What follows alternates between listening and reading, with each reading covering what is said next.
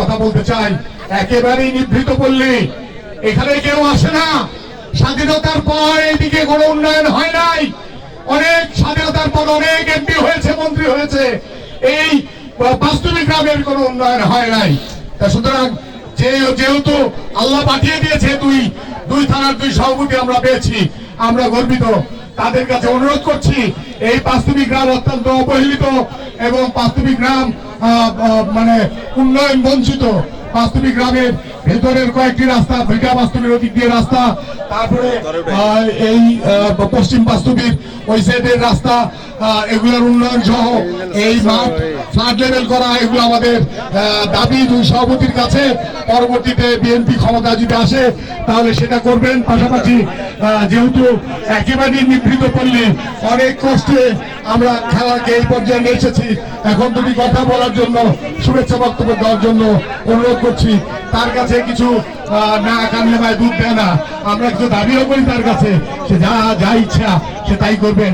এই আশাবাদ ব্যক্ত করে বক্তব্য রাখার জন্য করছে শ্রদ্ধেয় বড় ভাই থানা বিএনপি বিপ্লবী সভাপতি মীর মালিকুজ্জামান মালিক ভাইকে। বিসমিল্লাহির রহমানির রহিম। আজকে বাস্তবিক এলাকাবাসীর উদ্যোগে, সত্যি কথা বলতে কি, আক্তার সাহেবের আজকের যে খেলা, আমি এখানে এসে গর্ববোধ করছি এই কারণেই, এই আক্তার সাহেবকে আমি ছোটবেলায় থেকে চিনি। বিশেষ করে ফরোজ আলম বাবু ওদের বাসায় থেকে লেখাপড়া করেছে, ভালো ছাত্র ছিল। সাথী বন্ধুরা, আজকে আপনারা এখানে যে খেলাধুলা করবেন, আমাদেরকে আনন্দ দিবেন, আমি গর্বিত। কারণ হলো এই খেলায় আমরা এসে আপনাদেরকে দুটি কথা বলছি এবং আমরা আপনাদের কাছ থেকে খেলাধুলা আনন্দ উপভোগ করবো। সাথী বন্ধুরা, একটু রাজনৈতিক বক্তব্য না দিলেই নয়।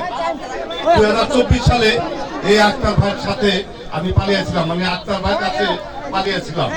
ওনার বাসায় আমি দেখেছি, বিশেষ করে পয়লা ইউনিয়নের মুসাফির মানিক, খালেক এবং আমি সহ বেশ কয়েকজন ওনার বাসায় পালিয়েছিলাম।